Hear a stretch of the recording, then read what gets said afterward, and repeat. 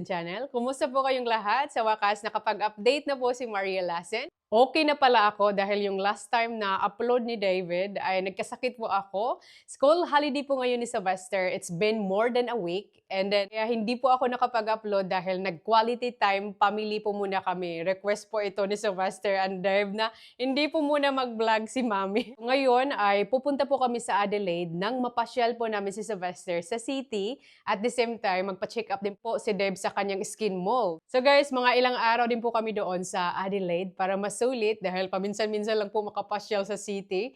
Naging packing na po ako last night. Lahat po excited. So guys, bago po kami aalis sa bahay, breakfast po muna kami. Mag-collect muna po ako ng egg.